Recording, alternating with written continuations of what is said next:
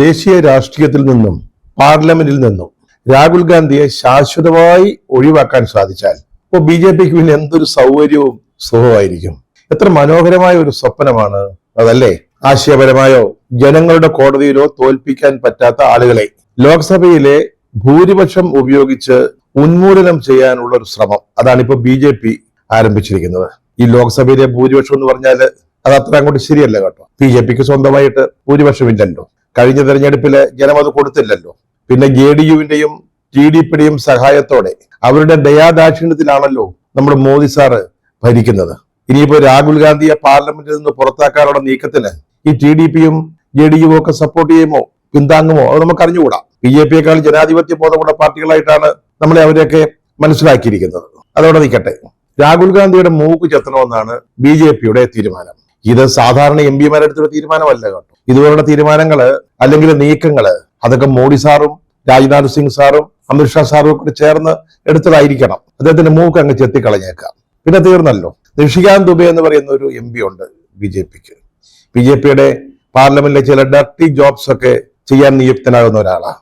അദ്ദേഹത്തിന്റെ പ്രസംഗങ്ങളൊന്ന് കേട്ടാൽ മതി, അല്ലെങ്കിൽ പാർലമെന്റ് രേഖകളിൽ നിന്ന് വായിച്ചാൽ മതി. അദ്ദേഹത്തിന്റെ രീതിയും സ്വഭാവങ്ങളും ഒക്കെ നമുക്ക് മനസ്സിലാകും. അദ്ദേഹം ഇപ്പോഴ് ഒരു പ്രമേയത്തിന് നോട്ടീസ് കൊടുത്തിരിക്കാം. അതായത് രാഹുൽ ഗാന്ധിയെ ലോക്സഭയിൽ നിന്ന് പുറത്താക്കണം, അതായത് അദ്ദേഹത്തിന്റെ അംഗത്വം റദ്ദാക്കണം. അത് മാത്രമല്ല, ഇനി മേലിൽ ലോക്സഭയിലേക്ക് മത്സരിക്കരുത്, അതിന് പാകത്തില് ആജീവനാന്ത വിലക്ക് ഏർപ്പെടുത്തണം. ഇതോടെ കോൺഗ്രസും രാഹുൽ ഗാന്ധിയും വല്ലാതെ വരണ്ടിരിക്കുകയാണെന്നാണ് RSSന്റെയും BJPയുടെയും സംഘപരിവാരത്തിന്റെയും ഒക്കെ ഒരു സന്തോഷം. ഒപ്പം ഈ മോദിയുടെ പെട്ടി പിടിച്ചു കിടക്കുന്ന ഗോദി മീഡിയ, പ്രത്യേകിച്ച് ഡൽഹിയിലുള്ളവര്, അവര് എന്ത് സംഭവിച്ചാലും മോദിക്ക് വേണ്ടിയേ സംസാരിക്കത്തുള്ളൂ. അവരും വലിയ സന്തോഷത്തിലാണ്. ഇനി രാഹുൽ ഗാന്ധിയെ പേടിക്കണ്ടല്ലോ, രാഹുൽ ഗാന്ധി പാർലമെന്റിലില്ലല്ലോ, രാഹുൽ ഗാന്ധി ഇനി ലോക്സഭയിലേക്ക് മത്സരിക്കാൻ പറ്റുകയില്ലല്ലോ. ഇതൊക്കെ കാണുമ്പോഴേ നമുക്ക് തോന്നുന്നതേ ഈ കാര്യങ്ങളൊക്കെ തീരുമാനിക്കുന്നത് BJP ആണെന്നാ, അല്ലെങ്കിൽ നിഷികാന്ത് ദുബെ ആണെന്നാ, അല്ലെങ്കിൽ മോദിയോ മറ്റേ മന്ത്രിമാരോ ആണെന്നാ. അതിനൊക്കെ ചില വ്യവസ്ഥകളും കാര്യങ്ങളും ഉണ്ട് കേട്ടോ. ഒരു പ്രമേയം കൊണ്ട് അങ്ങോട്ട് ചെന്ന ഉടനെ രാഹുൽ ഗാന്ധിയെ പിടിച്ച് അംഗത്വത്തിൽ നിന്ന് മാറ്റാനൊന്നും പറ്റത്തില്ല. അതൊരു സ്വപ്നം. അങ്ങനെ ഒന്ന് സംഭവിച്ചു കഴിഞ്ഞാൽ എന്ത് സന്തോഷമായിരിക്കും. പിന്നെ യാതൊരു അല്ലലും അലച്ചിലും കൂടാതെ ആരെയും പേടിക്കാതെ ലോക്സഭ അങ്ങ് നടത്തിക്കൊണ്ട് പോകാമല്ലോ. പക്ഷെ അതൊക്കെ ഒരു സ്വപ്നമാണ് കേട്ടോ. ഒരു രാഹുൽ ഗാന്ധി പോയാല് 100 രാഹുൽ ഗാന്ധിമാര് ഉയർന്നു വരും. നിരവധി നേതാക്കള് മോദിയെയും BJP സർക്കാരിനെയും വിമർശിക്കാനുണ്ടാവും. അവരുടെ ദുഷ്ചെയ്ത്തുകള് തുറന്നു കാട്ടാനുണ്ടാവും. അല്ലാതെ രാഹുൽ ഗാന്ധിയെ ഒഴിവാക്കിയത് കൊണ്ട് എല്ലാം ശുഭം മംഗളം അങ്ങനെ പര്യവസാനിക്കുമെന്ന് ആരും കരുതേണ്ട കാര്യമില്ല. അതല്ല ചരിത്രം. ചരിത്രം വായിച്ചു നോക്കണം. ഈ രീതിയിലുള്ള ജനാധിപത്യ വിരുദ്ധ പ്രവർത്തനങ്ങൾ അല്ലെങ്കിൽ ഏകാധിപത്യപരമായ തീരുമാനങ്ങൾ അത് ചെയ്തവരൊന്നും അങ്ങനെ നീണ്ടുമുറ്റിയിട്ടില്ല ചരിത്രത്തിലെ. അതിനൊക്കെയുള്ള മറുപടി അപ്പോ സമയം പോലെ കിട്ടിയിട്ടുണ്ട്. അതാരും മറക്കാതിരുന്നാൽ നല്ലതാണ്. രാഹുൽ ഗാന്ധി ലോക്സഭയിൽ ഇല്ലാത്ത ഒരു അവസ്ഥ ഒന്ന് ആലോചിച്ച് നോക്കിക്കേ. പിന്നെ മോദിക്ക് സൗകര്യം പോലെ എന്തും ചെയ്യാം, അമിത്ഷായ്ക്ക് എന്തും പറയാൻ, പ്രവർത്തിക്കാം. രാജ്നാഥ് സിംഗിന് അദ്ദേഹത്തിന്റെ ഇഷ്ടാനുസരണം കാര്യങ്ങൾ മുന്നോട്ട് കൊണ്ടുപോകാം.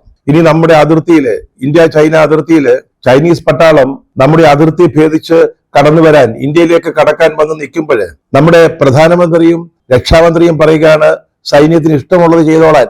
അങ്ങനെ പറഞ്ഞാല്, അതായത് കൃത്യമായിട്ടൊരു തീരുമാനം പറയാതിരുന്നാല് വിമർശിക്കാൻ ആരും ഉണ്ടാവില്ല. രാഹുൽ ഗാന്ധി ഇല്ലല്ലോ, അദ്ദേഹത്തെ പുറത്താക്കിയല്ലോ, പിന്നെ ആരുമില്ലല്ലോ അതിനെതിരെ സംസാരിക്കാൻ. നരവനയുടെ പുസ്തകമായിട്ട് 4 സ്റ്റാർസ് ഓഫ് ഡെസ്റ്റിനി, അതുമായിട്ട് വേറെ ആരും ഇനി കടന്നു വരില്ലല്ലോ ലോക്സഭയിലേക്ക്. അത് കണ്ട് മുട്ടിടിക്കണ്ടല്ലോ. ചൈനയുടെ സൈന്യം കടന്നു വന്നപ്പോ ഒരു അഭിപ്രായം പറയാതെ മിണ്ടാതിരുന്നതിനെ കുറിച്ച് ആരും പിന്നെ മിണ്ടത്തില്ലല്ലോ.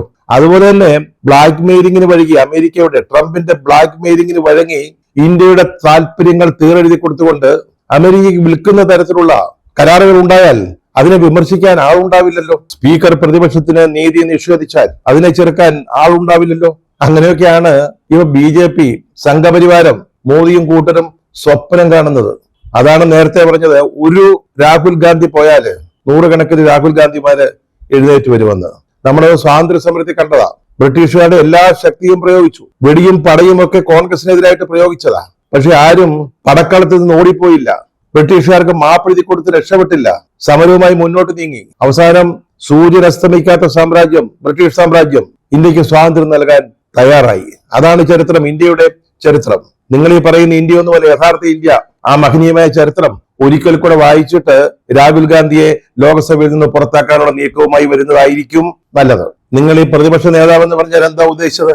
നിങ്ങൾക്ക് ഓശാന പാടാനല്ലോ ആ പദവി. അത് ഭരണഘടനാപരമായ ഒരു പദവിയാണ്. സർക്കാരിനെ വിമർശിക്കാനാ, സർക്കാരിന്റെ തെറ്റുകളെ ചൂണ്ടിക്കാണിക്കാനാ. ശത്രു സൈന്യം അതിർത്തിയിലെത്തുമ്പോ നമ്മുടെ രാഷ്ട്രീയ നേതൃത്വത്തിന്റെ ഇനാക്ഷൻ ഉണ്ടാകുന്നെങ്കിൽ അത് ചൂണ്ടിക്കാണിക്കണം. അല്ലാതെ ഇടതും വലതും ടെലിപ്രോംപ്റ്റർ വെച്ചുകൊണ്ട് അഭിനയിച്ച് പ്രസംഗിക്കുന്നതല്ല ഭരണം, അതല്ല നയതന്ത്രം, അതല്ല സൈനിക നടപടി. അത് മനസ്സിലാക്കണം. അമേരിക്കയിലേക്ക് കയറ്റി അയക്കുന്ന ഇന്ത്യൻ ഉൽപ്പന്നങ്ങൾക്ക് ശരാശരി 3% മാത്രമായിരുന്ന ഇറക്കുമതി തീരുവ നേരത്തെ ഉണ്ടായിരുന്നത്. അത് ട്രംപ് പെട്ടെന്ന് 50% പിന്നീട് 18% കുറച്ചു.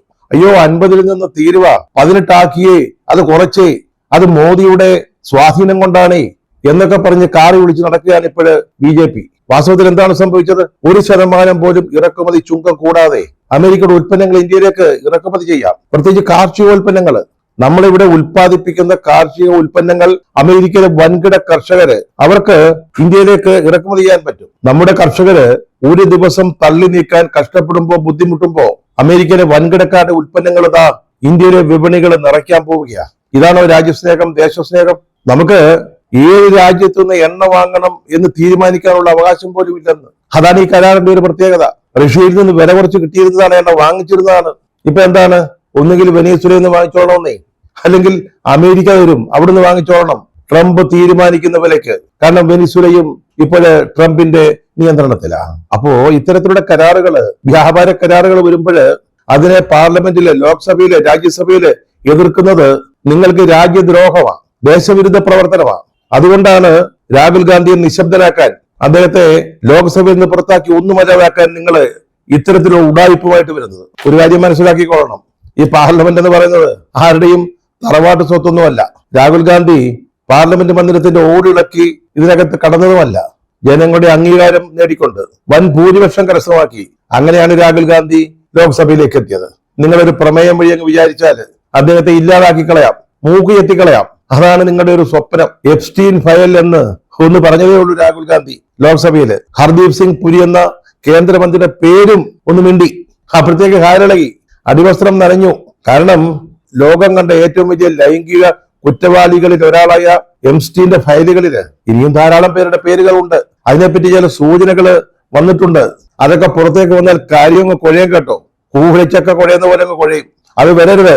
അത് പറയാൻ ധൈര്യമുള്ള ഒരു നേതാവാണ് നമ്മുടെ പ്രതിപക്ഷ നേതാവ്. അദ്ദേഹത്തെ ലോക്സഭയിൽ നിന്ന് തന്നെ അങ്ങ് നീക്കിക്കളഞ്ഞാൽ രക്ഷപ്പെടുമല്ലോ എന്നാണ് വിചാരിക്കുന്നത്. ഈ ഫയൽ വെച്ചാണ് ട്രംപ് നമ്മളെ ഇന്ത്യയെ ബ്ലാക്ക്മെയിൽ ചെയ്തത്. അങ്ങനെയാണ് ട്രേഡ് കരാർ ഒപ്പുവെച്ചതെന്നാണ് രാഹുൽ ഗാന്ധി ലോക്സഭയിൽ ചൂണ്ടിക്കാണിച്ചത്. ആ ധൈര്യമാണ് രാഹുൽ ഗാന്ധി ലോക്സഭയിൽ പ്രദർശിപ്പിച്ചത്. അദ്ദേഹത്തെ ഒഴിവാക്കി കിട്ടിയാൽ എത്ര സൗകര്യമായി അല്ലേ, എത്ര സുഖമായി. കാര്യങ്ങള് മോദിക്കും രാജ്നാഥ് സിംഗിനും അമിത് ഷായ്ക്കും ഒക്കെ ചേർന്ന് നിർമ്മല സീതാരാമനും ഒക്കെ കൂട്ടായിട്ട് ഈ അഗ്ലി ജോബ്സ്, ഡർട്ടി ജോബ്സ് ചെയ്യുന്ന ചില ആളുകളുടെ സഹായത്തോടെ പാർലമെന്റ് അങ്ങ് നടത്തിക്കൊണ്ടു പോകാമല്ലോ. എതിർ ശബ്ദം ഉണ്ടാവില്ലല്ലോ. അത് വെറും തോന്നലാ. രാഹുൽ ഗാന്ധി പോയാൽ വേറെയും രാഹുൽ ഗാന്ധിമാര് ഉയർന്നു വരും. എന്റെ പൊന്ന നിങ്ങളൊക്കെ എന്തിനാണ് ഈ പാവപ്പെട്ട രാഹുൽ ഗാന്ധി എന്ന് പറയുന്ന ചെറുപ്പക്കാരനെ ഇത്രയ്ക്ക് അങ്ങ് പേടിക്കുന്നത്, ഭയപ്പെടുന്നത്? അദ്ദേഹം ഒരു സാധാരണ മനുഷ്യനാണ്. മറ്റുള്ളവരെ പോലെ ബയോളജിക്കലായി ജനിച്ച ഒരാളാ, അല്ലാതെ ദൈവദത്തമായിട്ട് ഭൂമിയിലേക്ക് വന്ന വ്യക്തിയൊന്നുമല്ല. നിങ്ങൾ അദ്ദേഹത്തെ പപ്പു, ബഫൂൺ എന്നൊക്കെ വിളിച്ചല്ലോ.